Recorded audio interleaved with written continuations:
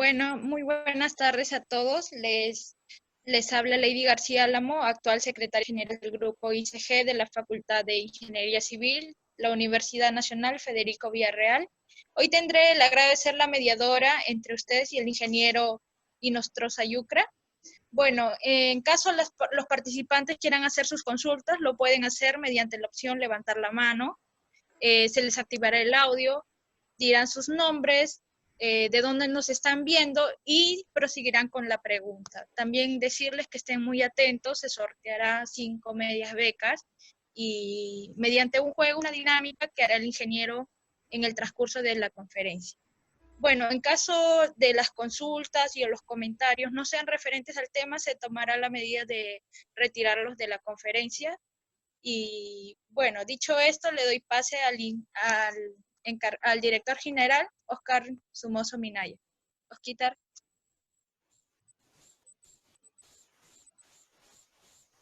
Oscar. Está sin audio, está sin audio. Oscar, no, sí está activado. Sí, ya ahora sí. Ahora sí, ya estamos por acá. Bien. Ante todo, buenas tardes. Les saluda Oscar Somoza Minaya, actual director general del grupo ICG UNFB. En esta tarde nos acompaña el ingeniero Johan Inostroza. En estos momentos paso a describirlo. El ingeniero Johan Inostroza es magíster en Ingeniería Civil Estructural por la Universidad Católica. Es gerente de proyectos de Hayu Ingenieros. Es director académico de la Academia Estructural. Tiene 11 años de experiencia en diseño de estructuras de concreto armado, metálicas y especiales. Es docente de la Universidad Nacional Mayor de San Marcos, de la Universidad Nacional Federico Villarreal y de la Universidad Católica. Es también jefe de prácticas de la Maestría de Ingeniería Civil Estructural Sismorresistente de la Universidad Católica. Bueno, sin más que decir y sin más preámbulo, adelante, ingeniero.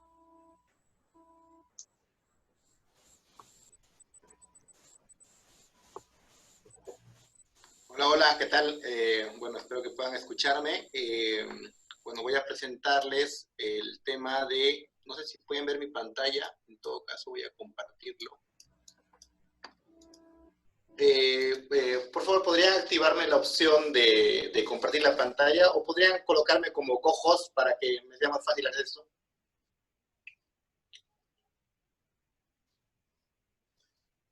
O sea, como co-organizador, ¿no? Sí, se le activó el co-anfitrión. Ok, perfecto, ya puedo compartir mi máquina. Bueno, por favor, confírmenme si pueden ver mi pantalla. Ok, confírmenme si pueden ver mi pantalla. Una confirmación, por favor. Ya. Sí, ingeniero, bueno, se puede correctamente. primero agradecer al grupo por la invitación, a Oscar por la invitación y al grupo en general. Es importante hacer ese tipo de eventos porque desarrolla muchas veces la posibilidad de generar ingeniería en lugares donde tal vez hoy por hoy no se está haciendo mucho acerca de ingeniería, ¿no? Por ese tema del COVID, ¿no? Bueno, voy a empezar, no la voy a hacer muy larga porque creo que la hora nos va a quedar corta. En primer lugar, les muestro este puentecito. Este puente es un puente, se llama el Golden Bridge, es un puente en Vietnam. Es un puente de acero, ¿no? Que trata de interpretar las manos. No sé si en la grabación también salen mis manos para que también se muestre, o no salen las manos que yo hago. ¿Sí salen? Ok, a ver, déjame comprobar eso de allá. Ok, tengo el internet un poco lento. Bueno, entonces, lo que trato de mostrar acá son las manos bueno, lo que se muestra acá son unas manos de fibra de vidrio. Estas manos de fibra de vidrio están hechas con un material de ese tipo polímero de alta resistencia, y el tema lo interesante del polímero o de este nuevo tipo de materiales es que son materiales muy eficientes y de mucha resistencia, ¿no? Normalmente los polímeros prácticamente se han descubierto en la Segunda Guerra Mundial, y a partir de ahí su uso se ha hecho masivo, ¿no? Sobre todo antes se utilizaba para armas, para el fuselaje de aviones, era algo que te da ventaja, ¿no? Porque, por ejemplo, una forma de medir la eficiencia de los materiales es dividir lo que resiste entre lo que pesa, ¿no? Por ejemplo, el humilde adobe, podemos decir que el adobe resiste poco y pesa bastante, y por eso es un material poco eficiente, ¿no? Bueno, es una forma de calificarlo, ¿no? Igual, si hablamos del tema vamos subiendo de nivel, tal vez un concreto armado, el concreto armado tiene una buena resistencia y tiene también un peso considerable, entonces no es tan óptimo, ¿no? El acero es mejor en ese caso, ¿no? Porque el acero resiste más y pesa menos, ¿no? Pese a que su peso específico es mayor, las secciones que se necesitan en acero siempre son más pequeñas, ¿no? Y eso hace que tenga mayor eficiencia. Sin embargo, hoy por hoy los polímeros se están volviendo una moda y es posible que haya un cambio en estos tiempos, ¿no? Un cambio tal vez hasta de generación de materiales, ¿no? Solo para recordarles, más o menos en 1880 sale la primera promoción de ingenieros civiles, 2 civiles y 2 mineros. Y esa gente era como que especialista en adobe, especialista en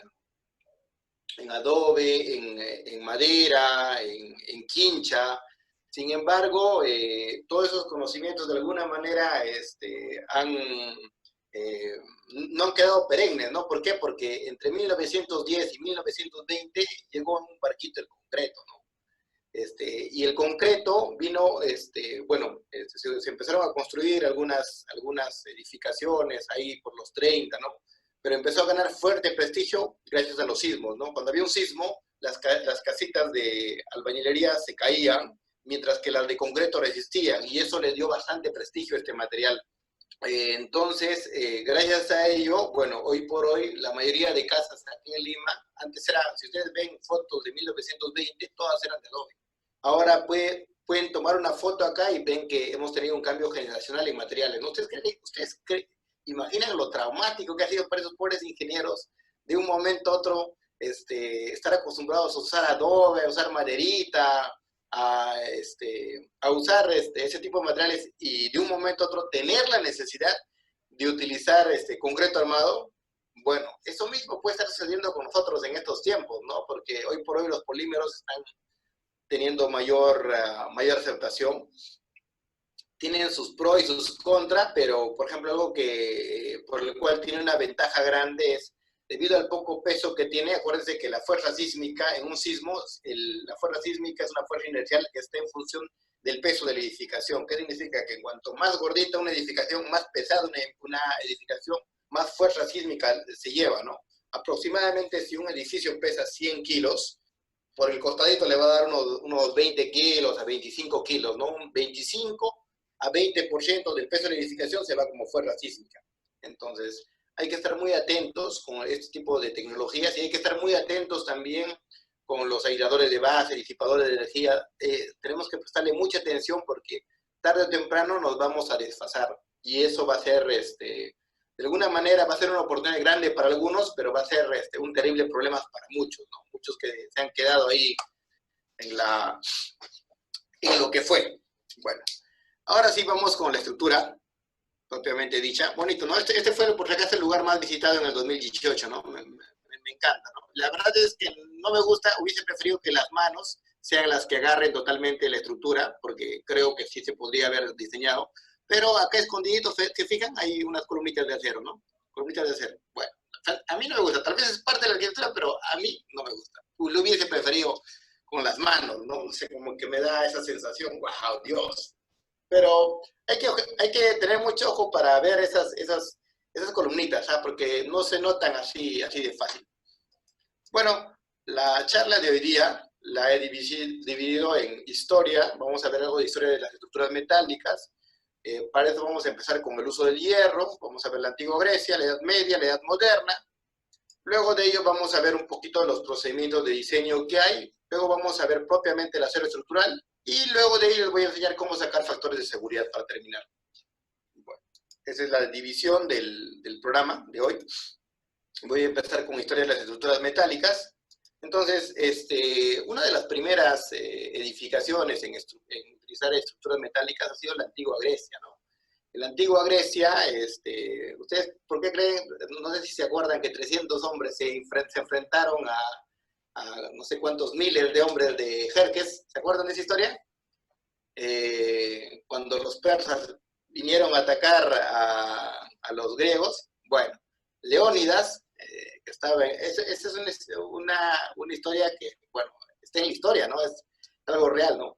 Lo real es que Esparta tenía minas de hierro, ¿no? Entonces, el hierro en esa época era como que lo máximo tecnológicamente hablando, ¿no? En cambio, los persas tenían su armadurita de bronce, que no es tan fácil de trabajar, es un poquito más complicado, mientras que los elementos de hierro son fáciles de trabajar, puedes sacarle punta rápido, y eso te da una ventaja en la guerra. En las guerras hemos evolucionado bastante. Gracias a las guerras, la ingeniería y todo eso ha empezado a surgir bastante, ¿no?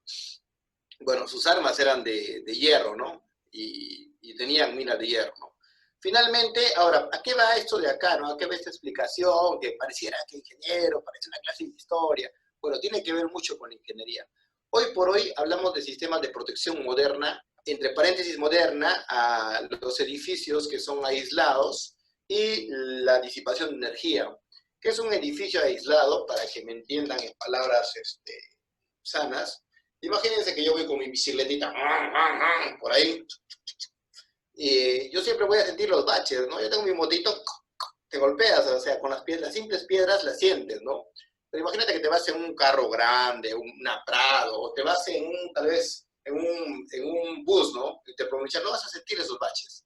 Entonces, ¿qué ocurre? Está de alguna manera el piso aislado, ¿no? Hay una especie de resortes que evitan que tú sientas el movimiento, ¿no? Es justamente ello, ese sistema que ahí se puede llamar aislamiento de base, y que es un sistema de protección sísmica moderna, el que desacopla, ese sistema se basa en lo siguiente, ¿no? Desacopla el piso de la estructura, o sea, hay algo en el medio, ¿no? En este caso, unos resortes, ¿no? Ahora, las primeras estructuras metálicas en la historia se utilizaron justamente para ello, para desacoplar las estructuras. Eso de allá es algo genial, ¿no? Cómo esta gente de 1200 años antes de Cristo ha podido, voy a colocar mi pizarra, una pizarrita acá, que me va a ayudar a mostrarles esto que les digo. Cómo esta gente en el Partenón, que es una estructura antiquísima, 1200 años antes de Cristo, no sé, uno diría, wow, acá no debería haber ingeniería, pero sí, han utilizado disipadores de energía y aisladores de base. ¿De qué forma? Vamos a ver. Acá tengo unas fotitos. Estos son las columnas. Primero voy a hablar de los disipadores de energía, ¿ok? Atrás de esas columnas hay unos muros grandes, gordos, ¿no? Estos son los muros. Esta es una foto del Partenón. ¿Y qué sucede en esta fotito del Partenón? Creo que, bueno, no hay un dibujo, pero les haré un dibujito acá. Colocado esto. Ok, voy a sacar una plumita. Perfecto. Esto de acá, esto que ustedes ven acá, son una especie de ladrillos, ¿no? ¿Se fijan? Acá hay un ladrillo, acá hay otro ladrillito, acá hay otro ladrillito. Prácticamente imitan lo que es la mampostería o la albañilería hoy en día, ¿no? Un sistema muy utilizado. La albañilería que utilizamos hoy por hoy no está tan sofisticada porque le colocamos concretito entre ladrillo y ladrillo, y eso hace que sea un poco lenta su construcción. Ellos utilizaban junta seca, que entre paréntesis, la junta seca se cree que va a ser el futuro de la construcción en albañilería, ¿no? Eso alguna vez lo escuché decir al ingeniero Ángel Zambortonome, que es un genio, bueno, que fue un genio, ya murió, que es muy bueno, y él decía eso, ¿no? Y esta gente, 1200 años antes de Cristo, utilizaba este tipo de tecnología. Los incas utilizaban esta tecnología de hacer junta seca. ¿Qué es junta seca? Bueno, simplemente colocan uno sobre otro. ¿Y qué los une? ¿Qué es lo que los une acá? Es junta seca, no hay mortero, porque como no hay mortero es fácil de construir, o es más sencillo de construir que tuviese mortero. Pero sucede algo interesante acá. Entre bloque y bloque hay una especie de I que está acá. ¿Me entienden? Hay una especie de I. Ahora, ¿qué voy a hacer? Voy a agarrar y voy a dibujar esto como si lo viera desde arriba, ¿no? Es como que pusiera un ojito acá y desde arriba lo veo. Entonces, desde arriba, ¿qué veo? Yo veo un ladrillito, veo otro ladrillito, veo otro ladrillito, y acá voy a ver una I. Una I. Esta es la I que se está mostrando, ¿no? Esto es real, ahorita se está investigando, bueno, no sé si seguirán investigando porque con esto del COVID tal vez se haya paralizado, pero el doctor Nico Macri se está investigando acerca de estos materiales, ¿no? Y es algo en los cuales no solo entra un antropólogo, entra un ingeniero civil, ¿no? Porque como el antropólogo no se debe imaginar que acá hay disipación de energía, aislamiento de base. Está la I que está hecha de hierro, y encima de la I de hierro hay una especie de plomo. El plomo, no sé si se acordarán, tal vez algunos hayan vivido eso de en algunas casitas hay sus conexiones de electricidad de plomo. Cambia el plomo, te dicen, cambias, colocas una cosa de plomo ahí, y ya bueno, es para que se lo imaginen, ¿no? Si no, imagínense el plomo, ¿no? Busquen en internet. Entonces está cubierta por plomo, y cada vez que había un evento telúrico, este plomo se desgastaba y se quemaba. Bueno, ¿eso qué se llama? Hoy en día a eso lo conocemos como disipación de energía. Disipación de energía. Entonces, esta zona de Grecia es una zona, de bastante sísmica, es bastante sísmica, y algo que le sorprende a los historiadores es cómo este edificio ha logrado sobrevivir a tantos sismos, ¿no? Y tanto tiempo, ¿no? Y es porque tiene sistemas de protección que de alguna manera nos hemos olvidado a través de la historia, ¿no? Uno de ellos es la disipación de energía. Ahora, espero que esto se haya entendido, y si no, levantan la manito en un ratito, ¿ya? Y el otro sistema, ¿cuál es? El de aislamiento de base. ¿En qué consiste el sistema de aislamiento de base? Es colocar una especie de llantitas o algo que desacople, ¿no? Ahora, en este caso, lo que desacopla es estas cosas de acá. Las columnas son hechas por partes, ¿se fijan? O sea, no son columnas enterizas como nosotros hacemos, ¿no? Son columnas hechas por partes.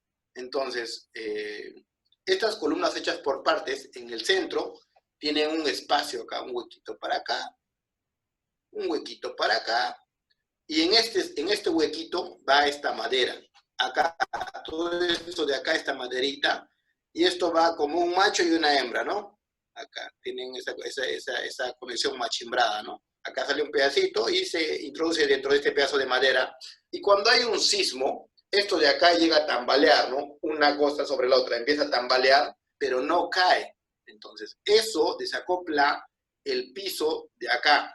Entonces, cuando tú colocas algo para medir las aceleraciones en este punto, para medir el registro de aceleraciones, te vas a dar cuenta que acá la aceleración se reduce un montón. O sea, es prácticamente aislamiento sísmico, solo que en vez de una llanta utiliza toda la columna.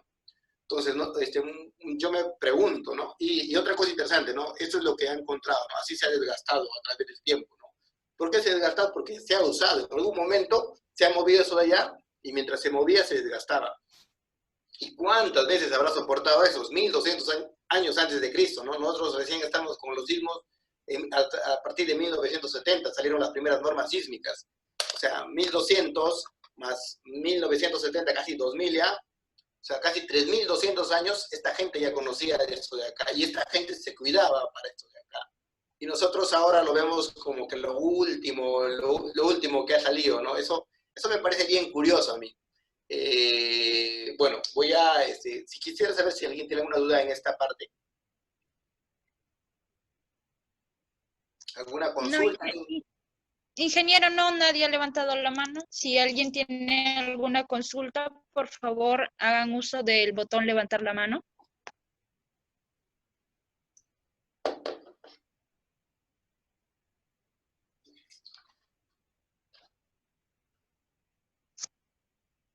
Ingeniero, parece que no hay ninguna consulta, puede continuar. Bueno, vamos a seguir.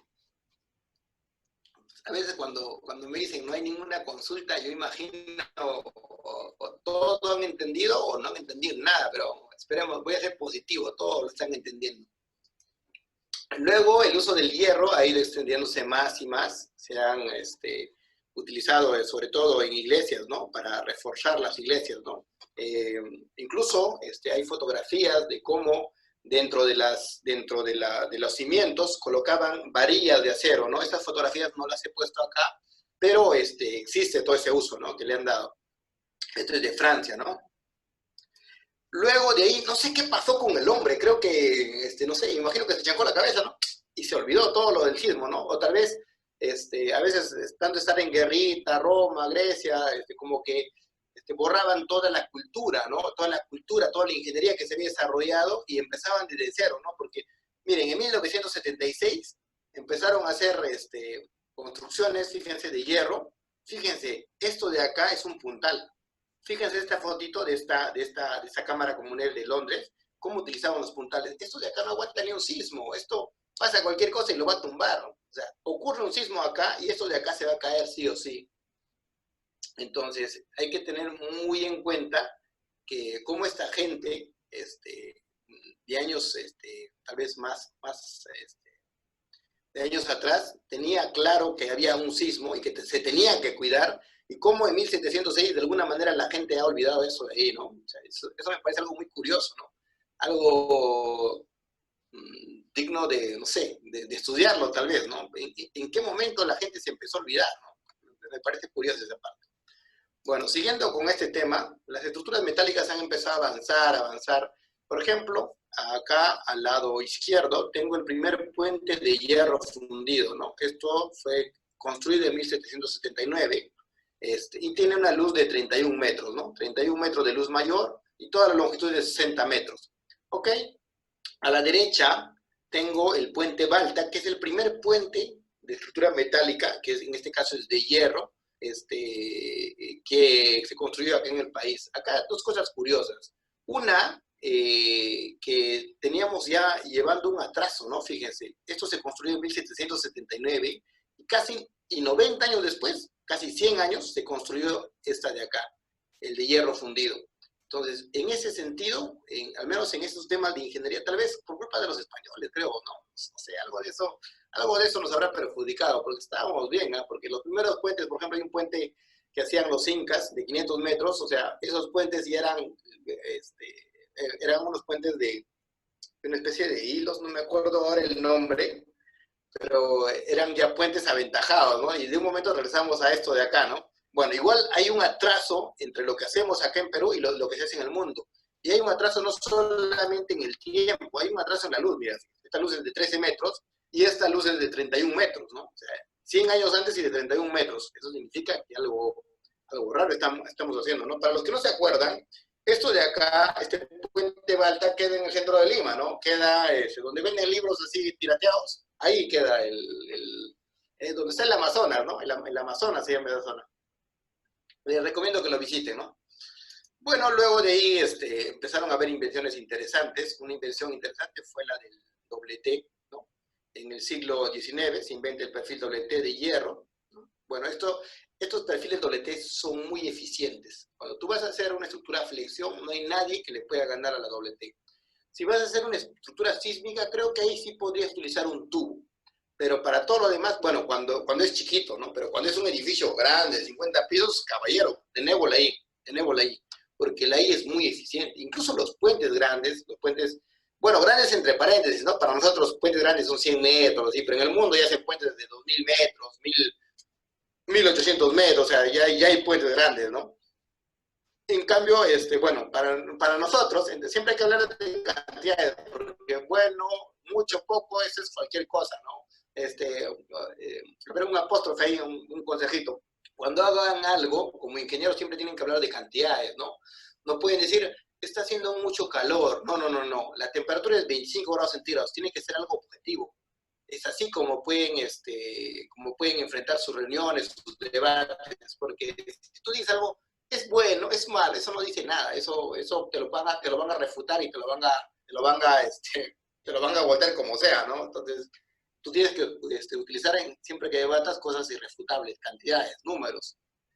Ok, bueno, esta es la I, una I perfecta, ¿no? Vamos para allá. A ver, una cosita más en la I. La I es perfecta porque el momento de inercia sale grande. ¿Por qué sale el momento de inercia grande para algo chiquito? Porque los elementos más, de mayor área se encuentran en el extremo más grande, ¿no? O sea, más alejados. Y eso genera un brazo de palanca fuerte, ¿no? Entonces la I siempre es más eficiente que otras formas, ¿no?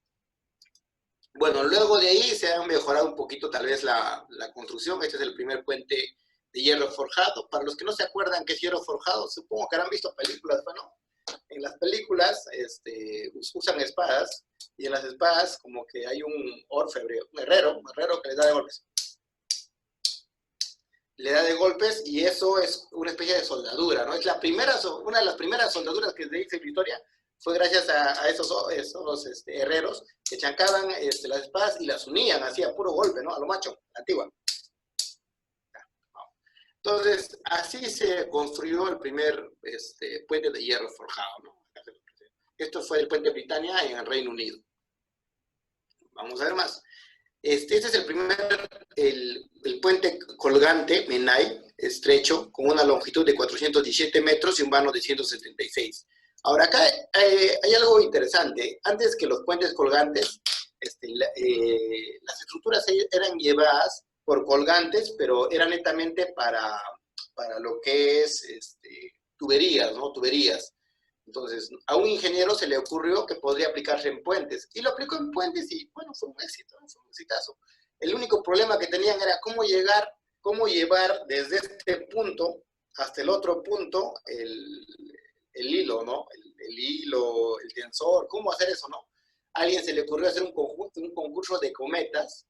No recuerdo bien la historia ahora, porque hace tiempo la leí y me encantó, pero resulta que como no sabía cómo hacerlo, decidieron probar una cosa, otra cosa, hasta que a alguien se le ocurrió hacer un concurso de cometas, y bueno, pudieron lograr llevar el hilo de un punto a otro, ¿no?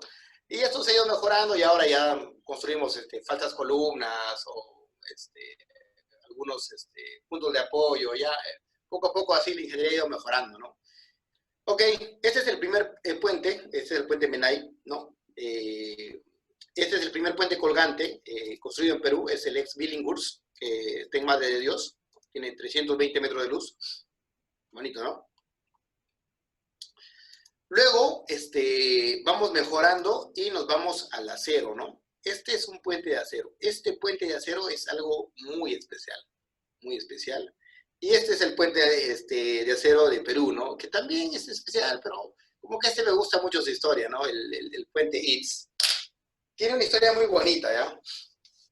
Hace más o menos 200 años, 280, 90, 150 años, aparecieron en Estados Unidos, y gracias a estos hombres fue que Estados Unidos es lo que es. A estos hombres, ¿no? Apareció John D. Rockefeller, Andrew Carnegie, Henry Ford, JP Morgan, apareció, ¿quién más?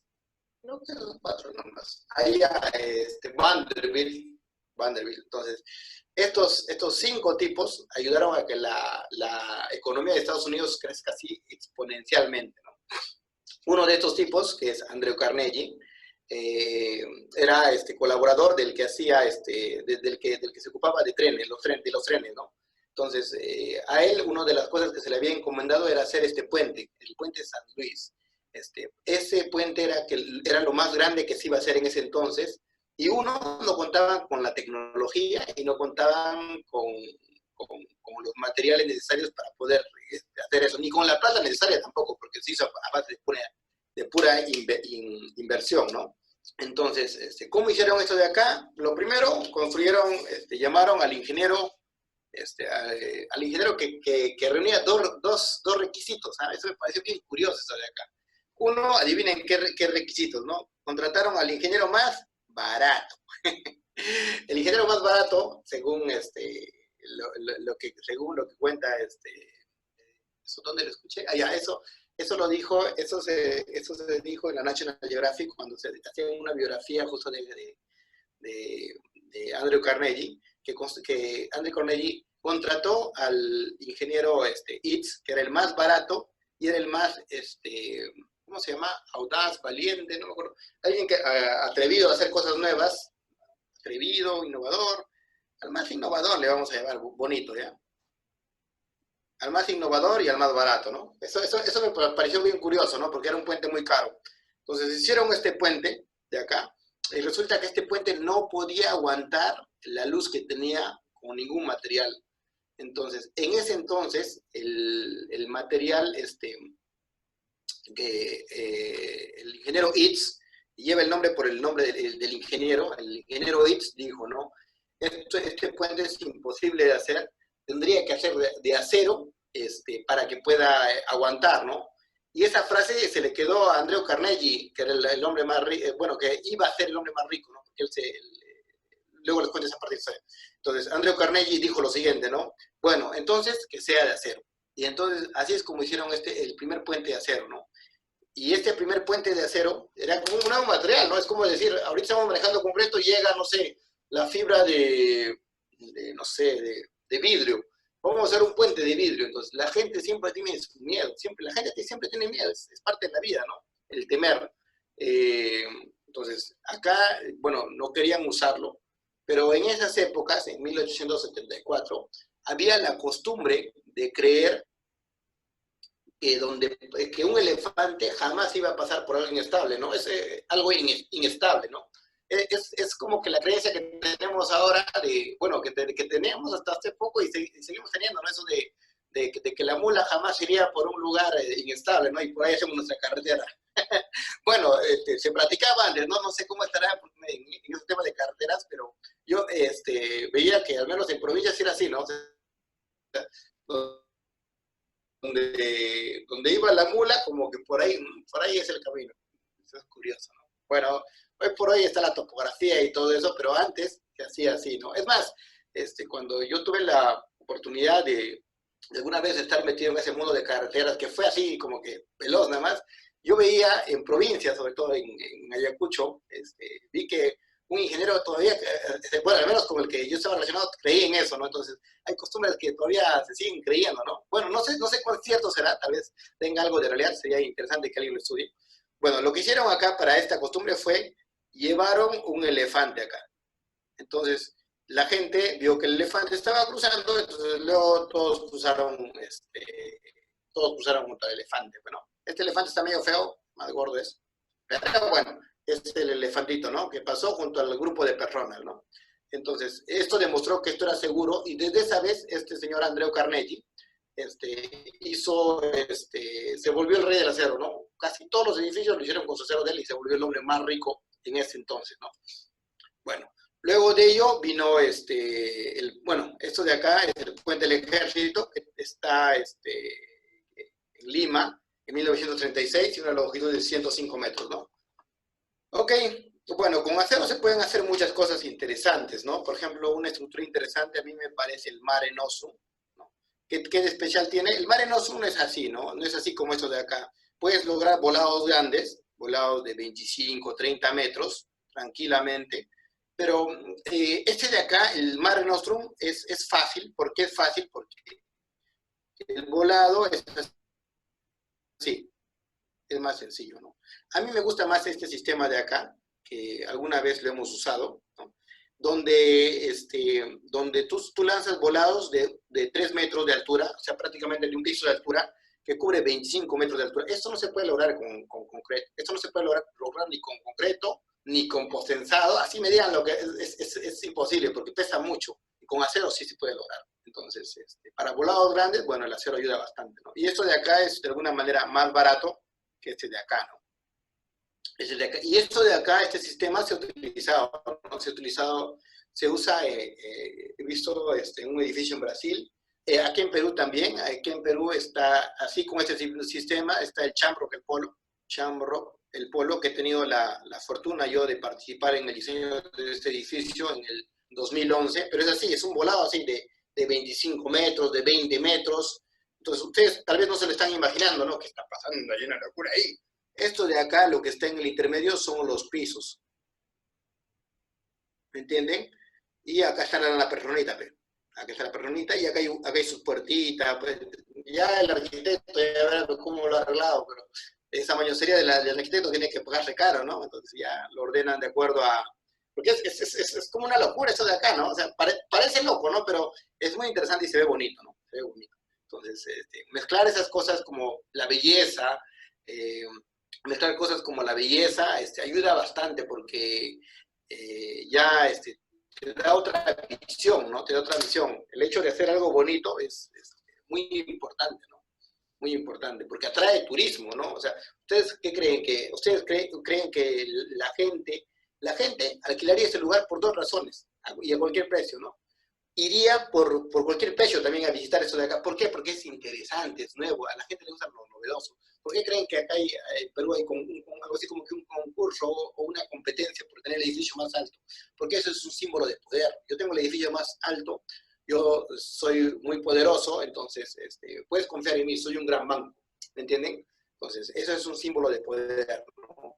Y hacer estas bellezas también, hay un restaurante en Canadá que tiene el piso totalmente de vidrio, ¿no? Y la gente va ahí para tener esa sensación de pisar el vidrio, ¿no?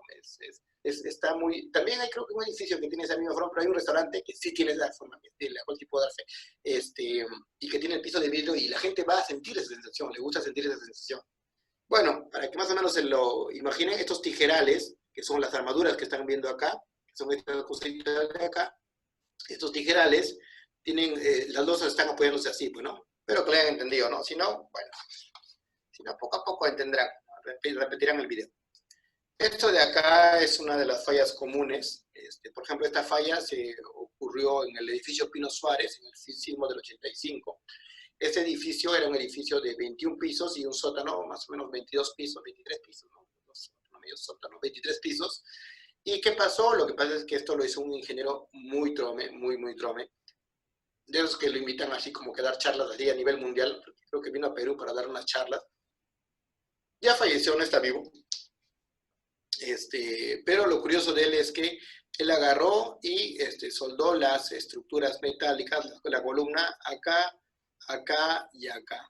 Entonces, eso en realidad es un error, ¿no? No se debería soldar a los extremos. ¿Por qué? Porque esto podría pasarte, ¿no? Se puede caer así tu edificio. Porque las soldaduras acá no funcionan bien. Si no te alcanza platita para comprarte una columna entera, podrías comprar una doble C. Una C acá y una C acá. Y esta C la sueltas acácito, ¿no? Y esto de acá, miren, falla, pero tiene una especie de falla local, ¿no? Sigue aguantando todavía.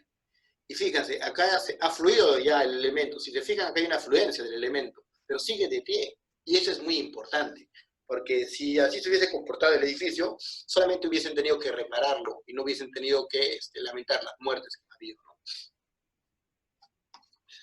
Bueno, hay otras aplicaciones más. Por ejemplo, esto de acá, lo de las torres, es genial lo de las torres.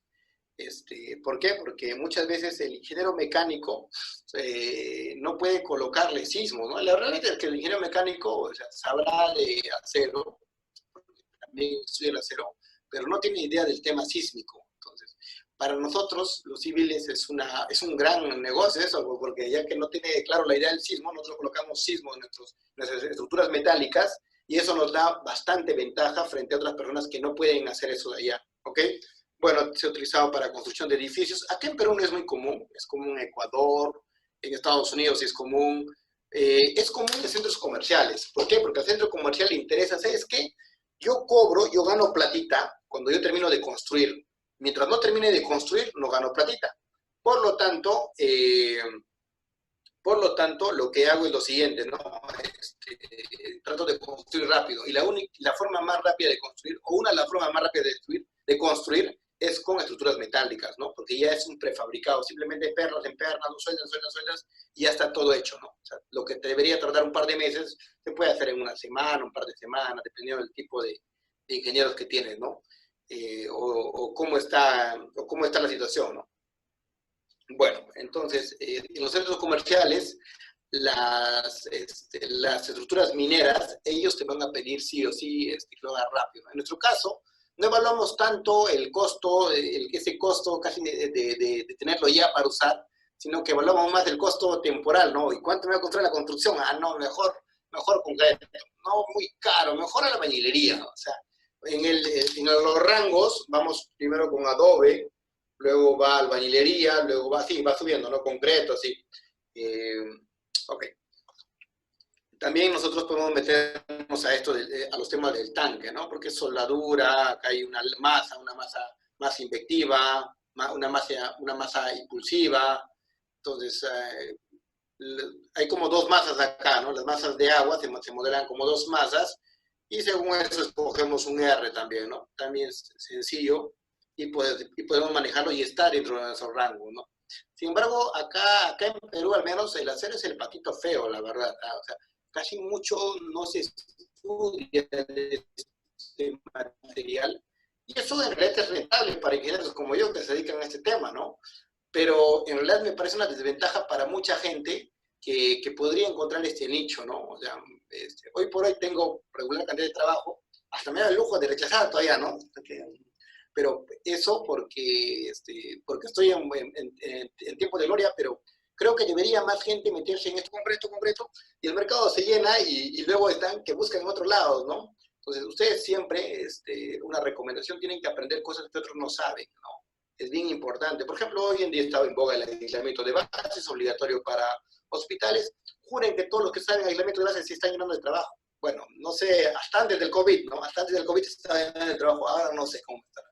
Pero hay algo de trabajo en eso, entonces traten de aprender cosas que otros no saben, eso les va a dar una ventaja, tal vez en estructuras mineras, tal vez, no sé, en polímeros, tal vez tan abierto que es la ingeniería, tan grande que es la ingeniería, ¿no? Ok. Procedimiento de diseño. Bueno, hasta este punto, ¿alguna duda? Ingeniero, tenemos algunas preguntas. Ok. Algunas preguntas de tal vez el tema anterior que dice, Wilson dice la diferencia práctica de aisladores sísmicos y amortiguadores. Ya, bueno, un amortiguador es diferente, ¿no? O sea, un amortiguador es como que, por ejemplo, esto es un amortiguador. Una cosa tipo pistón, donde entra acá, hay una cosita acá, y acá pueden entrar líquidos, ¿no? O sea, pasa líquidos, es como un pistón, ¿no? Entra líquidos, pasa líquidos, entra líquidos. Bueno, esto es un amortiguador. Y un aislador de base es una casita que tiene desacoplado, está desacoplado al piso. Acá hay una especie de resortes. Estos resortes pueden ser de caucho, pueden ser de una estructura metálica, ¿no? Puede ser cualquiera. Sí. Ingeniero, tenemos una pregunta de Elena Mori. Elena Mori, ¿nos escuchas? Tienes activado el audio. Hola Elena, ¿qué tal? Pregunta.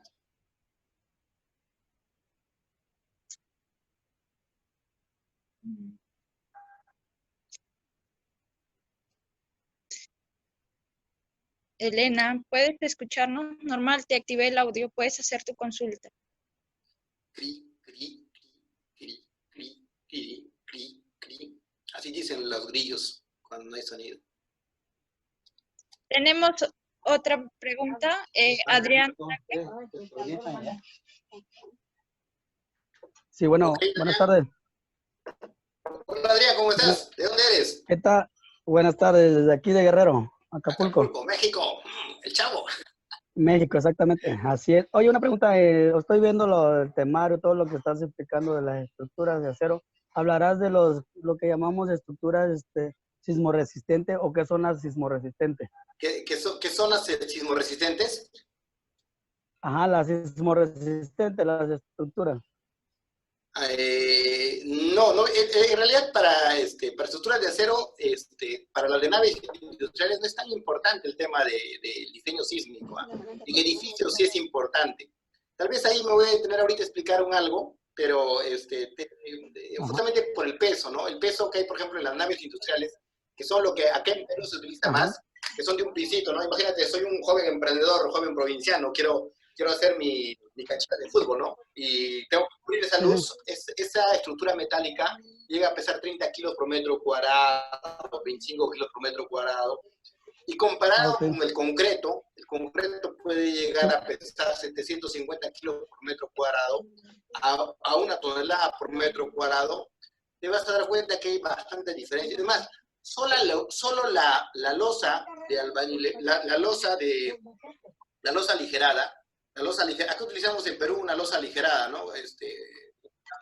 Solo esta losa aligerada llega a pesar 300 kilos por metro cuadrado. Entonces, si tú la comparas con toda la estructura de acero, la estructura completa de acero llega a pesar 30 kilos por metro cuadrado, una pesada. Entonces, sísmicamente no va a haber problema. Sísmicamente es una cosquillita para la columna, ¿no? Pero sí se puede revisar cuando se trata de edificios, porque ahí el edificio, por ejemplo, utilizan placa colaborante y el peso empieza a agrandarse, ¿no? En estructuras metálicas, más que nada, es el viento. Casi no vamos a tratar mucho de esa parte, ¿no? No lo había planteado en ese punto, ¿no? Pero también hay estructuras como que para la parte sísmica sería bueno que utilice diseño por capacidad y conexiones prefabricadas. Ok, gracias. Ya, hasta luego.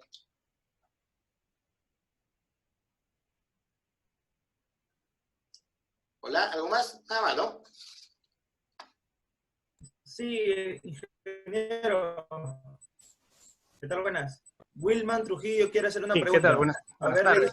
Wilman, dinos. Sí, ¿qué tal? Buenas tardes. Justo se estaba comentando sobre el perfil de hierro. Bueno, estaba viendo que la sección I era más eficiente, ¿cierto?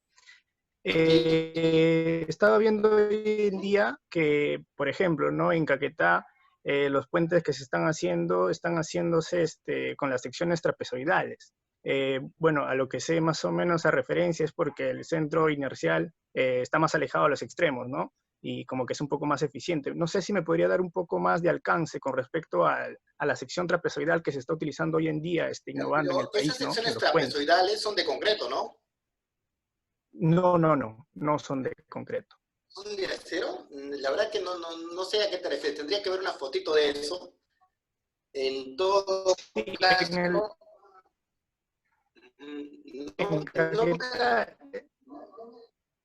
La verdad que no lo he visto en realidad. Imagino que son una especie de columna así o algo así, dobladitas, ¿no? Pero sí es cierto, ¿no? Las secciones así de sección variable son eficientes, ¿sí? La I también es bien eficiente. Es que cada caso es diferente, ¿ya? Cada caso es diferente, ¿no? El tema de las secciones variables, yo que sé, en puentes se aplica bastante, por ejemplo, en estructuras de concreto, porque ayuda a la construcción rápida, pero no es que sea más eficiente que la I. La I es más eficiente de todas maneras. Puedes hacer la sección variable también en la I.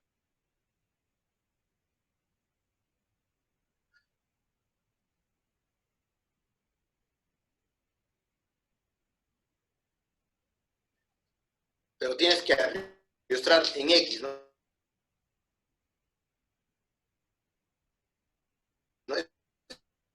Es más difícil de construir, pero es más barato en términos de material. Eso.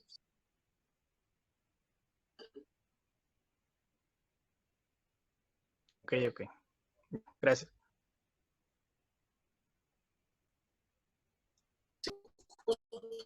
Justo se trata de eso, ¿no? Si, imagínense que yo cargo solo 100 kilos.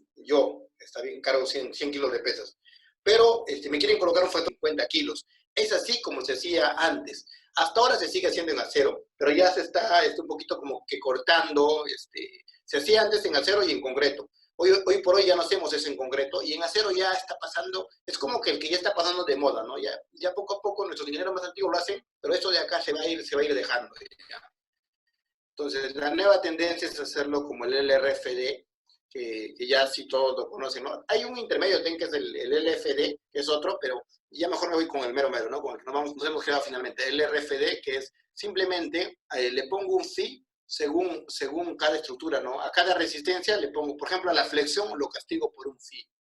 Por ejemplo, al cortante le castigo por un phi. O sea, a lo que resiste lo castigo por un phi, y a las cargas últimas las amplifico, ¿no? Por ejemplo, podría ser 1.2 de carga muerta más 1.6 de carga viva, ¿no?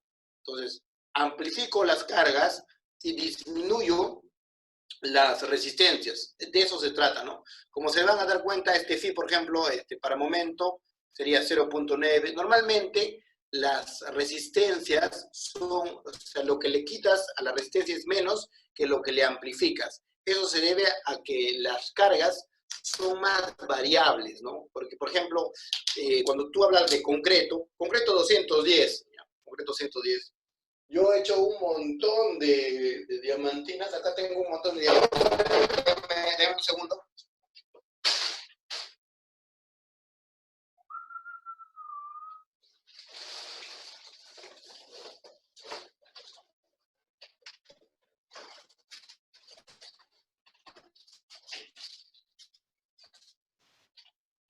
Por ejemplo, este de acá es una diamantina que hemos sacado, ¿no? O sea, a veces para explorar el edificio, un pedacito, lo olemos y vemos, huele bien. Entonces vemos la estratigrafía que tiene, le echamos un líquido que se llama el fenoftaleno o la fenaftalaína, y vemos si cambia de color o no. Si cambia de color, bueno, si, tiene el significado de que está carbonatado, y si no cambia de color, bueno, entonces no está carbonatado, ¿no? Entonces tiene esa posición. Ahora, otra cosa importante, en todos los que hemos probado, todos los que hemos probado, este dice 210, pero nunca sale 210, jamás, nunca, hasta ahora, ¿no? Si alguien me dice que le ha salido 210, no le puedo creer. Hemos sacado un montón de pruebas. Las especificaciones mandan 210, pero sale cualquier cosa menos 210. Entonces yo ya no me creo ese cuento de que voy a probar con el martillito ese, tengo un martillito, ahí está. Entonces voy a probar con el martillito, voy a achacar y voy a sacar una resistencia. Eso te da cualquier cosa. Es más, sacándolo en la diamantina y probando la compresión, también hay una gran dispersión. Por eso hacemos nuestras curvas de Gauss para sacar cómo cambia la resistencia, ¿no?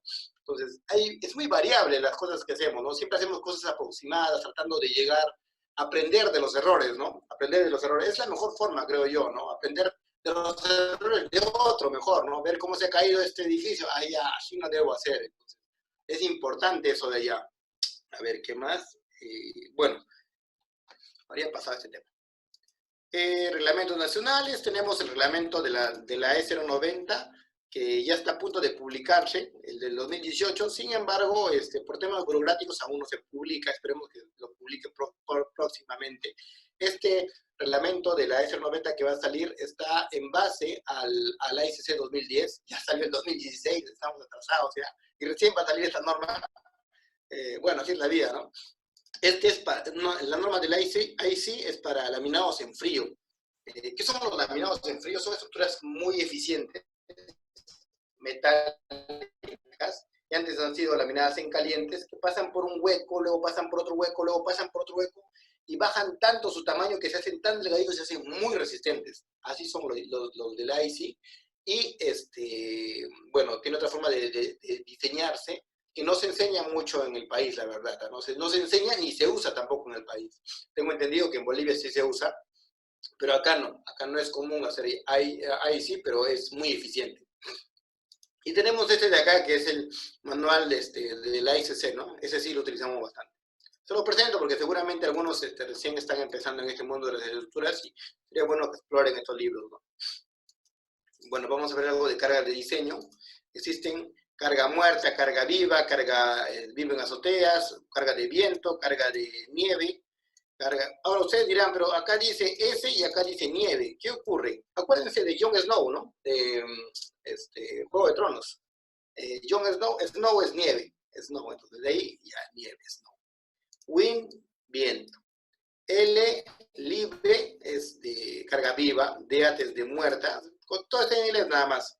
Y es de earthquake. Me acuerdo mucho de la era del hielo, cuando llega el tiranosaurio y el animalito grita earthquake, entonces se acuerdan de la E. Rain es lluvia, ¿no? Lluvia. Hay muchas edificaciones que hoy por hoy se caen justamente solamente por lluvia y por nieve. ¿Por qué? Porque acá en Perú no tienen la costumbre de diseñar las estructuras metálicas por nieve. Ahora, muchos dirán, bueno, oye, acá está, acá hay nieve, ingeniero, y caen, a veces confunden el granizo con la nieve. El granizo son como bolitas que caen, sea, es como que te están ametrallando con bolitas, ¿no? Pero son bolitas chiquititas que resbalan finalmente. Pero la nieve no, la nieve viene y llega a quedarse, ¿no? Y empieza a formar capitas, capitas, capitas. Y es muy pesada, ¿no? Puede llegar a 400 kilos por metro cuadrado, ¿no? Según nuestra normativa.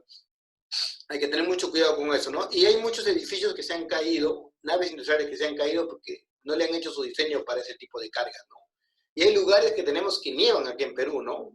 Váyanse acá a Pacheta, por Ayacucho, váyanse a, creo que, ¿cómo se llama este? Hay un lugar por Lircay donde nieva también arriba, no me acuerdo el nombre, pero hay varios, deben haber varios puntos que nieven, porque sí, por acá pasa estamos cerca de la cordillera, ¿no? Ok, ¿qué más? La de granizo también, si no tienen un buen sistema de desagüe, bueno, se puede acumular los granizos y se pueden caer, ¿no? O sea, eso ha pasado hasta en centros comerciales, ¿no? Algo común es, tienes tu techito a 2 aguas, porque para provincias es necesario que sea a 2 aguas, no es como en Lima, que no es necesario, y acá cae el granizo, la lluvia, y ¿qué tal? Acá tienes una pared o algo así por querer ganar las cosas, ¿no? El agua se acumula y tu techo se puede caer. Tú tienes que tener siempre un sistema de desagüe acá y acá una montante, ¿no? Si no tienes estas cosas, bueno, si no tienes esas cosas, diséñala pues, como si fuera una piscinita, pero te va a salir muy cara, ¿no? No es la manera adecuada de usar una estructura metálica, ¿no? Se supone que la haces porque es barata, ¿no? Y no gastarte en un tubo de plástico que te puede costar, no sé, 15 soles, 10 soles, una estructura metálica, o sea, tienes que evaluar costo-beneficio, ¿no? Bueno, acá tenemos 1.4 de carga muerta, 1.2. Estas son las combinaciones de cargas últimas, ¿no? Según el AC710, que está con lo de la norma, ¿no? O sea, con esto yo amplifico 1.4 de carga muerta, 1.2, 1.6, 0.5 de carga viva, y con esto de acá puedo hacer mis amplificaciones. ¿Ok? Acá tenemos del AC6 716. También, eso se lo dejo, ya no se los voy a explicar porque si no se van a aburrir y se van a dormir. Y no es lo que quiero. Fíjense, algo muy curioso, ¿no? Fíjense los factores de seguridad en el acero y fíjense los factores de seguridad en el concreto armado, ¿no? Por ejemplo, vemos acá, flexión tiene, corte. Corte acá tiene 0.9 y corte en el acero tiene 0.85, ¿no? ¿Por qué? Ahora, en tracción están por ahí, ¿no? Por tracción. Ahora, ¿por qué? Porque estos sí son castigos según la variación, ¿no? Por ejemplo, el cortante en el acero, en el concreto no se puede determinar fácilmente, es bien complicado. O sea, como es bien complicado determinar el cortante, entran varias variables, entran varios puntitos que la curva que le hacen de regresión para calcular su fórmula tiene tantos puntos, varía tanto, que por eso le ponen un fin más grande, ¿no? Por ejemplo, en el caso de los polímeros, si tú vas a dibujar, hacer con fibras de carbono, con varillas de basalto, de vidrio, tienes que bajar con valores de 0.5 prácticamente, ¿no? Con un fin de 0.5, tienes que bajarle la resistencia a la mitad. Entonces, es dependiendo de la variabilidad que hay en la resistencia, ¿no? Cuán variable es la resistencia según ello, ¿no? Según ello cambia eso de acá. Bueno, ahora me gustaría mostrarles cómo hayan el factor de seguridad, porque normalmente para que practiquen, bueno, en sus lugares, ¿no? Cómo yo puedo calcular el factor de seguridad de una estructura.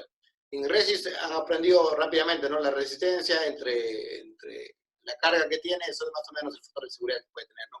Acá, ya llevándolo a diseño, tenemos el factor de seguridad que saca la norma, imaginando que hacemos un uso eficiente de la sección y le colocamos justo la misma carga última, este mismo acero le colocamos, ¿no? Entonces acá vamos a tener momento último entre phi y ms. Este es el momento de servicio, ¿no? La carga sin amplificar, esta es la carga amplificada. Esto es lo mismo que phi carga muerta más beta carga viva, que es la carga amplificada. Puedes colocar la carga si quieres, ¿eh? Entre phi por carga muerta más carga viva, ¿no? Es lo mismo, que es la carga servicio. Puedes hacerlo con momentos, puedes hacerlo con cargas, igualito es. ¿Y para qué me sirve eso? Para saber el factor de seguridad que tienen las normas. Por ejemplo, acá, esta es la norma del E060 del 89. Tiene, a ver, traten de seguirme, ¿no? Seguramente estarán volando algunos, voy a tratar de hacerlo lento en esta parte, alfita por carga muerta más beta por carga viva. Entonces, estos de acá son los factores que llevaban las distintas normas, ¿no? La norma del 89, la norma del 2009, la norma del 90, perdón, la norma del S090 y la norma de la ICC. Entonces, este alfa es carga muerta y carga viva, y este phi es lo que manejaban. Esto es para flexión por carga de gravedad. Para flexión por carga de gravedad manejaban ese alfa, este beta y este phi. Entonces, para hacerlo más simplificado, carga viva entre carga muerta, le damos un valor cualquiera. Si carga viva entre carga muerta es igual a 0, ¿qué significa eso de allá? Significa que carga viva es 0.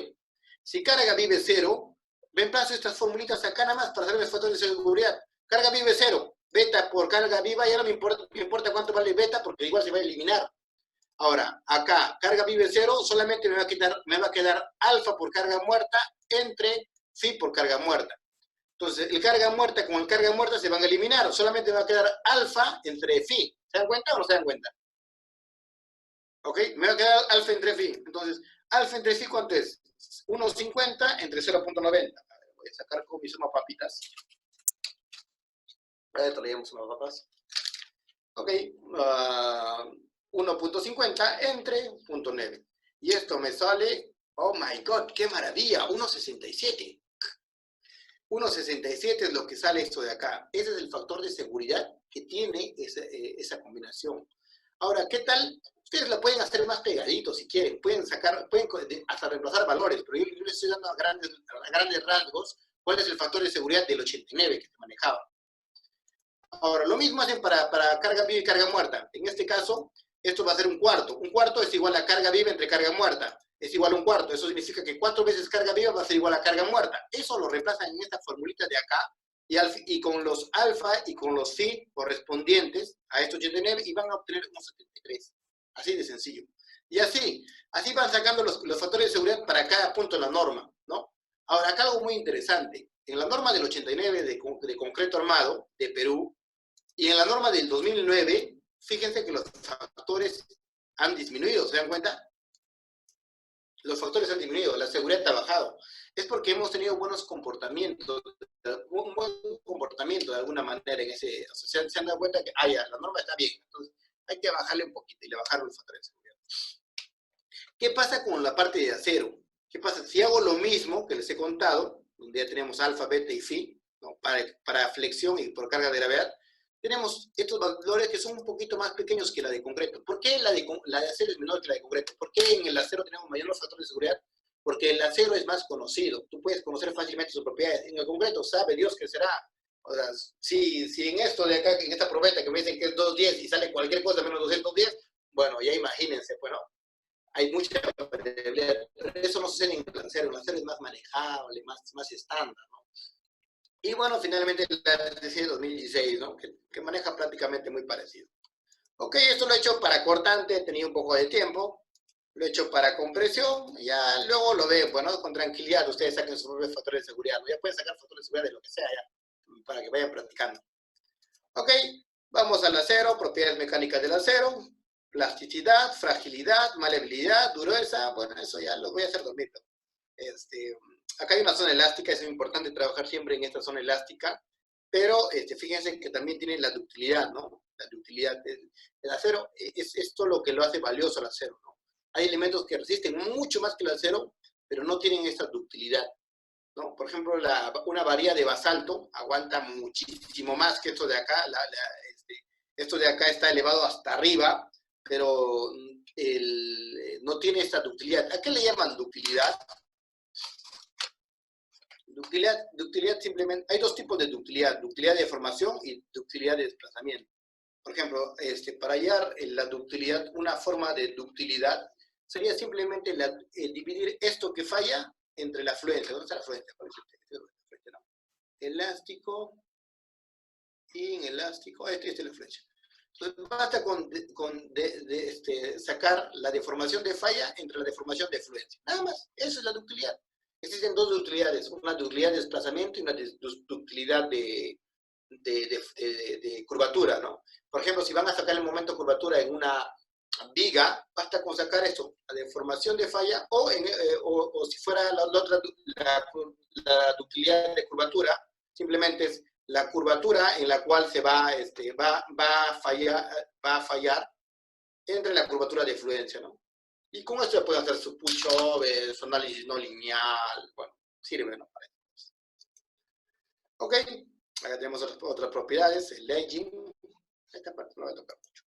Acá tenemos un puente, ¿no? El puente Akachi, Japón, este es uno de los más grandes, este casi llega a 2 kilómetros de longitud de luz libre.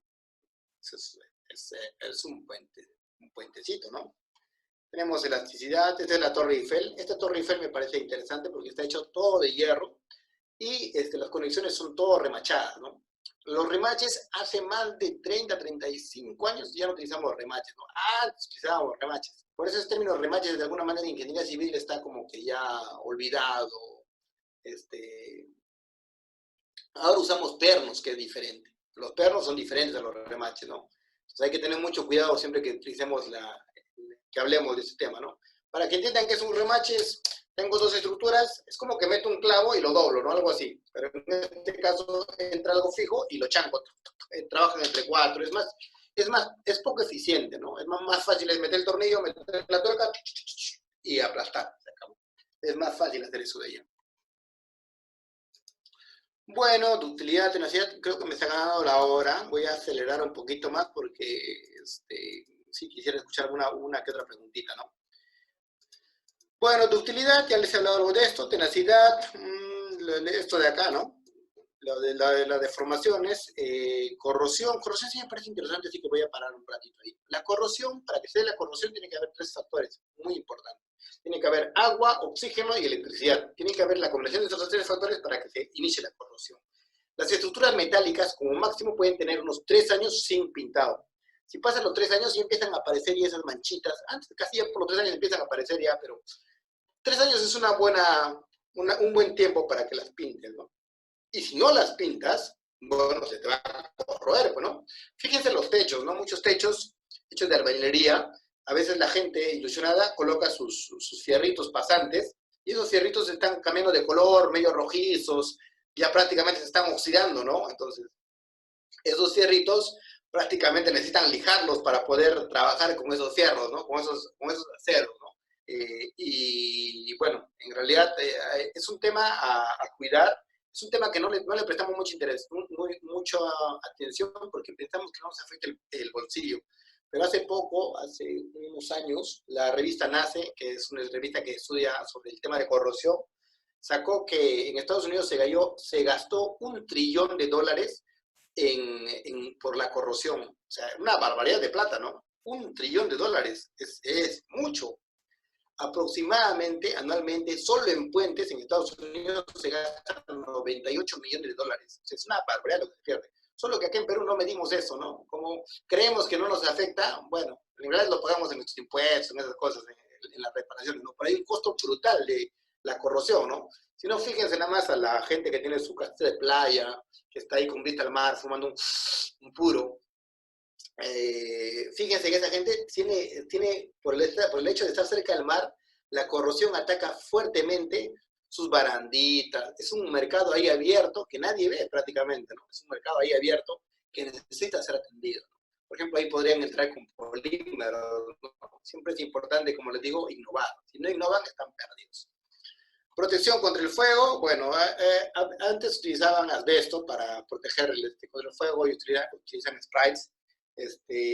Pero el asbesto era malo, ¿no? Porque colocaban y a la gente le daba cáncer, ¿no? Producto de eso, ¿no? Bueno, eso.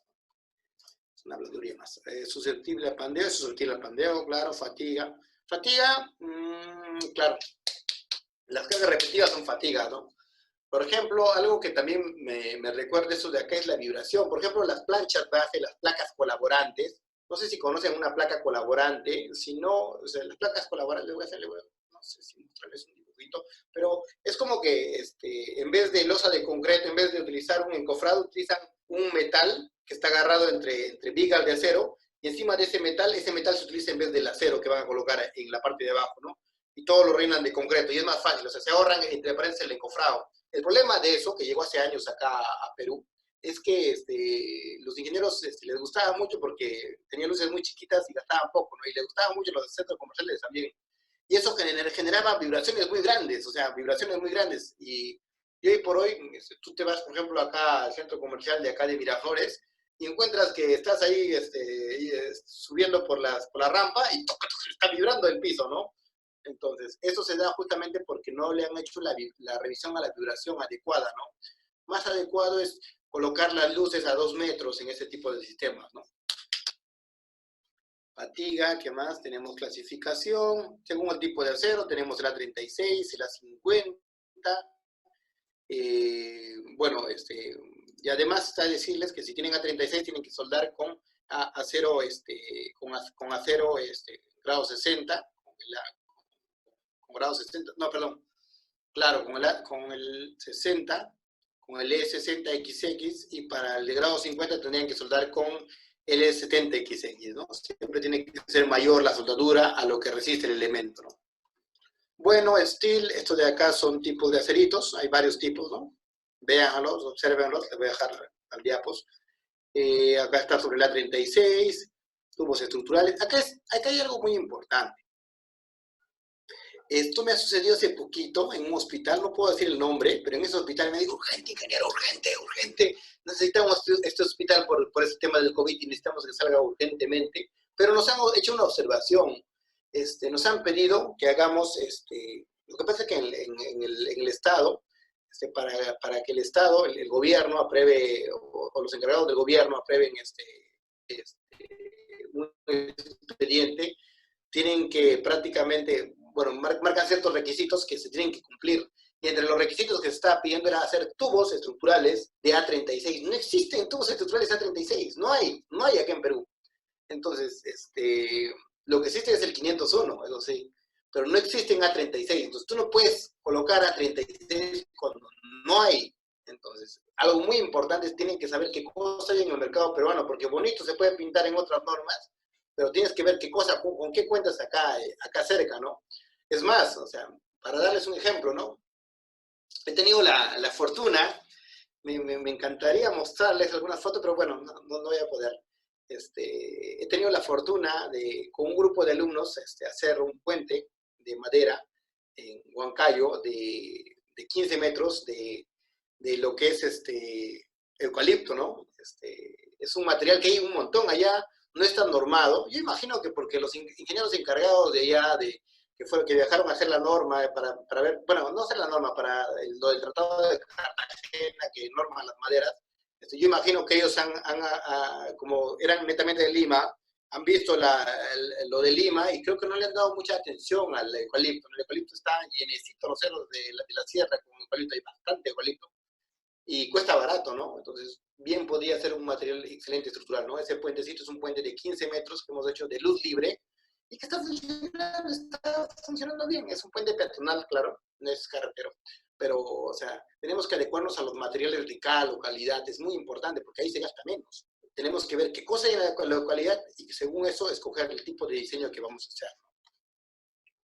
Bueno, acá, justo en esta tablita, muestro, por ejemplo, acá, que son planchas, barras, existen barras. Otra cosa más, las barras que se refieren acá son barras que se pueden soldar, ¿no? Las barras que tú hablas de estructuras metálicas son barras lisas, ¿no? Las barras corrugadas de construcción no se pueden soldar porque tienen alto contenido de carbono. Como tienen alto contenido de carbono, lo que generan es juntas frías en los nudos y que, como llegan a quemarse, o sea, lo normal es que lleguen a quemarse y esto de acá podría generar que haya un colapso así muy, muy frágil, ¿no? Entonces, no se recomienda para nada, y se ha caído ya varios, solamente que normalmente no se presta mucha atención, es varias estructuras metálicas con estas características, ¿no? Hay que saber qué se puede soldar y qué no, ¿no? En todo caso, si quieres soldar, puedes comprarte el ACTM 706, que también lo vende Aceros Arequipa y otros más, pero los del 706, porque le han cambiado el contenido de carbono, ya se pueden soldar a ellos, ¿no? Finalmente, si quieres soldar y eso es lo único que tienes, bueno, consíguete un soldador, ¿no? Hay gente que está especializada en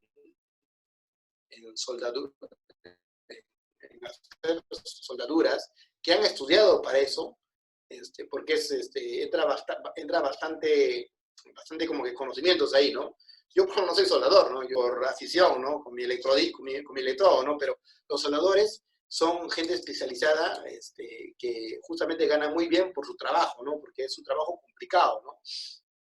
Entonces, si vas a soldar cosas difíciles, tienes que tener un soldador calificado, ¿no? Y es diferente tener un soldador que suelda por abajo, uno que suelda verticalmente y uno que suelda horizontalmente. Es diferente. Tiene diferente certificación, diferente cartón y tienen que certificarse cada cierto tiempo, ¿no? Bueno, sistemas estructurales, ya no lo voy a mencionar mucho, son las 5:30, creo que me ha pasado la hora ya. Bueno, estos son algunos elementitos. Estos son los de las planchas de base que les decía, ¿no? Las planchas de base.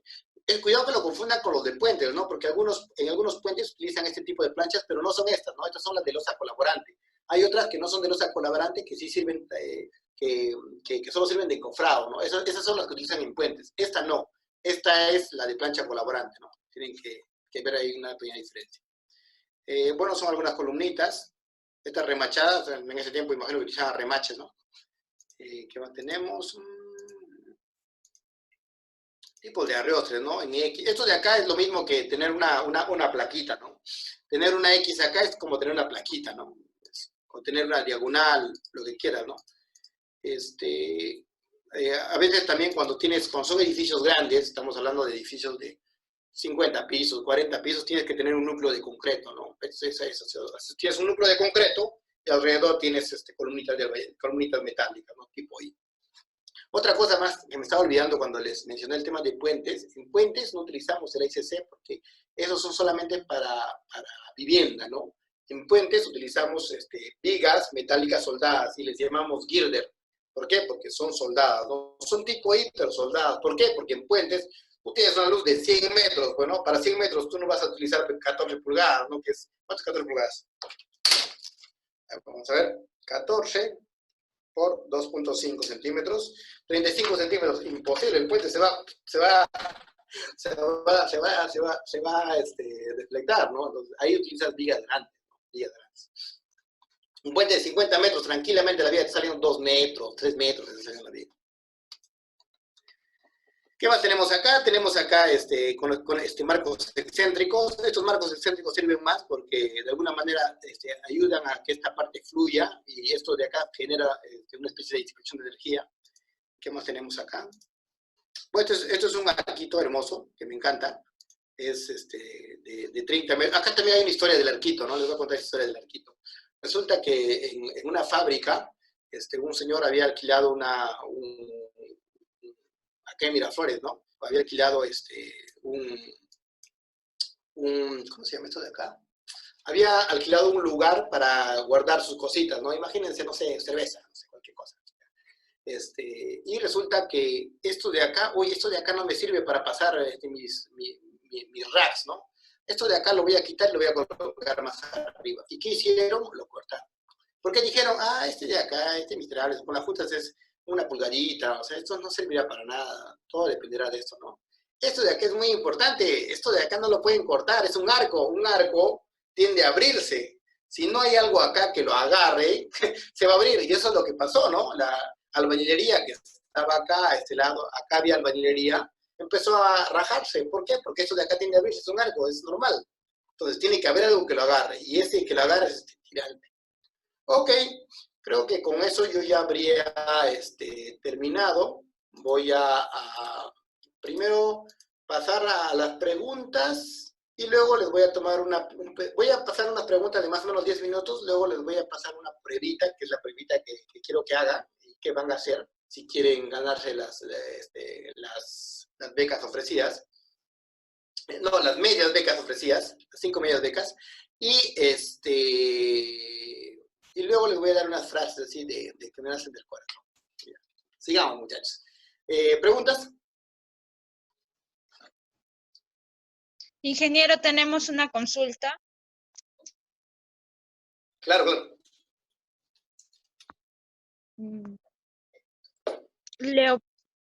Leovigildo Maldonado Cortés. Lady, disculpa, no te escucho bien. Buenas Ingeniero, tardes. ahí está. ¿Me Ya. escuchan? Buenas tardes, señor Leovigildo. Ahí bien, gracias. Felicitaciones por el curso. ¿De dónde es? En los puentes reticulados se utilizan pernos para unir los elementos, ¿no? Mi pregunta sería si se puede utilizar, en vez de utilizar pernos, soldar, y Claro. cuál sería la diferencia y por qué no se utiliza, porque en la mayoría de los puentes que acá, por ejemplo, construye CIMA, son con pernos, ¿no? ¿Te refieres a las conexiones de la plancha base? ¿A qué exactamente te refieres con esa No, soldadura? me refiero a la unión de los nudos. Ah, ya, Eh, ya. O sea, te refieres a que en ya vez de, la en viga vez de está. utilizar pernos, se puede utilizar soldadura. Sí, sí, tranquilamente, ¿ah? La soldadura te aguanta lo mismo, ¿no? Pero ahora, ahí tienes un problema, ¿ya? La diferencia es la siguiente. La soldadura es más barata. ¿Por qué? Porque una cajita, una caja de 12 ya te cuesta como 10 soles, creo, de 12, ¿cómo se llama esto de acá? Me he olvidado. Me he olvidado el nombre de lapicerito que utilizan para soldar.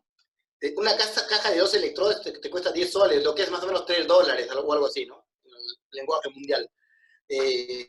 Mientras los pernos sí te cuestan caros. Entonces, ahí tú tienes que cuidar de tener mano de obra adecuada, ¿no? Si tienes a alguien capacitado que sabe de soldadura, bueno, puedes estudiar soldadura.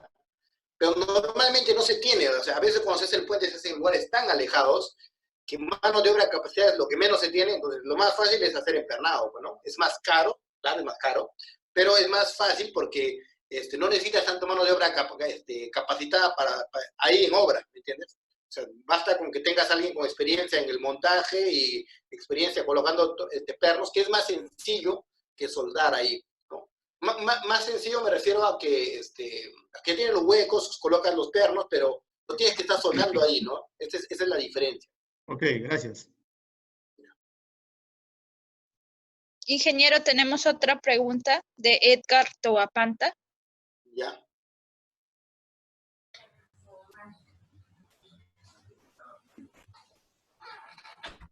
Buenas Edgar. tardes. Hola.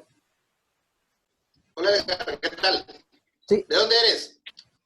eh, Pregunta. de acá de Ecuador. Tengo una consulta. Para diseñar una estructura metálica, ¿ocupa algún coeficiente de dilatación térmico? Ah, ya, mira, en el tema del coeficiente de dilatación térmica, o sea, de cómo afecta, una metodología exacta, tendrías que analizarlo, sí, la verdad que no se suele hacer, ¿no? O sea, lo que se suele hacer es, al otro lado se coloca, o sea, a ver, te lo voy a dibujar mejor para que me entiendas. Pero si yo tengo una armadura común y corriente, acá está agarradita. Por favor, apaga tu micro, creo, porque está rebotando. Entonces, acá tú tienes un apoyo fijo y acá tienes una bolita, ¿no? Entonces, esto de acá con el solcito, esto de acá va a hacer que esto de acá se amplíe, ¿no? Entonces, lo que se hace acá acá se utiliza un ojo chino, ¿no? Si yo tengo una columnita que está agarrando acá la montante, acá tengo ojos chinos, que son, que para el tamaño para esta longitud son huecos estándar y para acá son huecos agrandados, ¿no? Comúnmente le llaman ojo chino, ¿no? Y esto de acá hace que esto de acá pueda pasearse, ¿no? Y que trabaje de esa manera, ¿no? Si tomas en cuenta eso, bueno, no le va a pasar nada, ¿no? ¿Alguna pregunta más?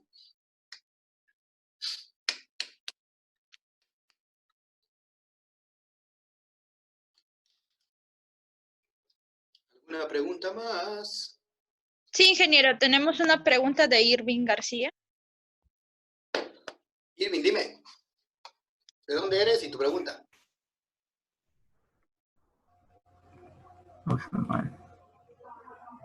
Irving, ¿te estamos escuchando?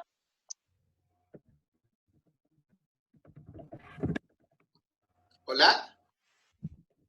Dice que no tiene audio. Bueno, procedemos a Javier Figueroa Arias.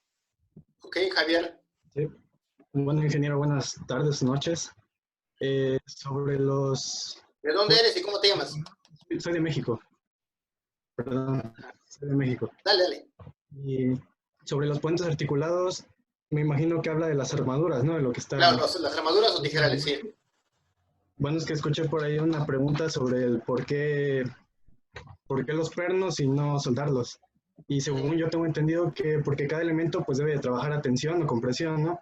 Entonces, cuando se solda o se empotra, ya se generan momentos en las uniones. Y eso sería malo. Entonces yo creo que... Cuando se sueldan ya se generan momentos en las uniones. Cuando Ya, mira, lo que pasa es que acá hay algo muy importante que se tiene que definir. Uno, cuando tú haces una soldadura, es cierto que se van a generar efectos, ¿no? Secundarios, ¿no? Tal vez se enfría más rápido en una parte, en otra parte no, pero tú justamente para eso tienes unos factores, unos phi. Entonces, la soldadura de por sí trabaja muy bien, porque tú, por ejemplo, para un puente, por ejemplo, vas a hacerlo con grado 50 normalmente. Entonces, la soldadura mínima que podrías utilizar tiene que ser el electrodo de 70XX. Tú utilizas el de 70 y con eso tú garantizas que la soldadura va a ser más fuerte. ¿Por qué tú garantizas eso de ahí? Porque tú en las soldaduras, tú más o menos tú llegas ahí, imagínate que no tengo tengo una plancha nada más. Tú tienes unas conexiones a tope. Yo tengo esto de acá, yo tengo esto de acá, y esto de acá normalmente podría ir así. Entonces acá se mete eso de acá, ¿no? Estas son unas conexiones acanaladas, ¿ya? Entonces, esta conexión acanalada, ¿no? O a tope, como se llama, resiste más que el elemento. Entonces, bueno, en realidad no hay forma de que falle, pues, ¿no? Podría fallar esto de acá, pero esto no va a fallar porque resiste 70XX y el material resiste 50. O sea, no podría fallar. Que falle no, pero no es tan fuerte la unión como para provocar momentos en los elementos. Lo que pasa es que, ¿de qué manera lo provocaría? O sea, también sería una buena cuestión, ¿no? Y finalmente, hay factores de seguridad justamente para eso. ¿Por qué crees que le bajan 2 veces el factor de seguridad que tiene la soldadura? Pero cualquier cosa se puede hacer o con soldadura o con pernos, ¿no? En realidad, simplemente la diferencia es los cálculos, ¿no? Y la ventaja que tendría uno respecto a otro. A lo que es, a mi entender, es la razón principal por la que se hace en puentes, eso de allá, ¿no? Porque normalmente puentes no lo hacen con la ciudad está llena de puentes, o sea, es lugares más alejados, ¿no? Respecto a lo de momentos, la verdad es que no te creo mucho, tendría que ver un cálculo de eso yo para creerlo, ¿no? O sea, ¿de qué manera saldrían unos momentos ahí? Bueno, porque ya las cargas, al estar tan empotrado, se provoca como que excentricidad, ya no es como que axial, ya no habría nada más una tensión o una compresión, sino que claro, habría palanca. Tú tienes acá, sí, yo te estoy entendiendo, pero tú tienes acá, o sea, tú igual, o sea, tú quieres que eso de acá sea empotrado, o sea, yo me estoy refiriendo a esto de acá, fíjate, a los continuos. Ajá. O sea, esto es un puente. Diagonales. Y es a los de acá. Diagonales. A las diagonales. ¿Te refieres a que a una columna acá y algo así? No, de la propia armadura, a los elementos diagonales. Ya. Si yo tengo la armadura, tú te refieres a esta de acá, a estas diagonales. No estoy viendo. ¿No lo ves? A ver. A ver. A ver, ¿te refieres? Pero sí se pueden hacer conexiones soldadas. Sí se pueden hacer y sí se han hecho y sí se hacen. Si no, no se harían. Ok. Ya, entonces tú te refieres a esta diagonal. Exacto, en todas esas uniones. No, se puede hacer soldada y se puede hacer empernada. Para eso tienes tus factores de seguridad. Y como te digo, hay de ambos casos, ¿no? Hay empernados y hay soldados. Ok, Javier, un gusto, Javier. Sí, gracias. Ingeniero, tenemos otra pregunta de Clemente Pacara. A ver, Clemente Pacara, no sé dónde escuché ese nombre. Creo que sí lo conozco. Clemente. Buenas tardes, ¿me escucha? Clemente, ¿qué tal? ¿De dónde eres? ¿Qué tal, Inge? Buenas tardes. Le habla Clemente de Arequipa. Inge, una consultita. Había comentado usted de que por los años de 1800, por ahí se hacían puentes con hierro forjado. Este hierro forjado, quizás es una error de traducción, pero bueno, en nuestro medio trabajamos con aceros laminados. Hay también aceros forjados. ¿Hay algún diseño para trabajar con acero forjado? Bueno, lo único que cambiaría sería la resistencia, pues, ¿no? Sí, pues, o sea, puedes forjar el acero, pues, ¿no? Simplemente lo chancas. Pero, o sea, las propiedades cambian de un acero y otro, ¿no? Por ejemplo, hay A36, hay A50, hay grados 60, o sea, hay diferentes tipos de acero, ¿no? Incluso acá cerca nada más podrías ver los postensados que son de alta resistencia, que ya tienen otro grado de resistencia, ¿no? Entonces, en realidad hay varios, ¿no? Ah, ya, Inge. Y la otra consulta también era, por ejemplo, en pórticos se concibe a los nudos que son rígidos, por lo tanto, estos pórticos transmiten momentos. En armaduras es distinto, en armaduras los nudos son Así es. articulados, solamente transmiten esfuerzos por tracción y corte. Inge, siempre tuve esa duda, ¿por qué hay la diferencia, no? Si tanto pórticos como armaduras son de acero, ¿por qué los pórticos se transmiten momentos y no funciona igual que una armadura? Lo que pasa es que en una armadura, a ver, creo que tengo un dibujito.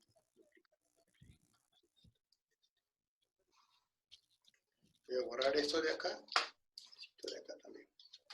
Por ejemplo, un pórtico es una estructura. Lo que pasa es que un pórtico no es tan eficiente, porque cuando tú hablas de un pórtico vas a empotrar acá, vas a empotrar acá, vas a empotrar acá.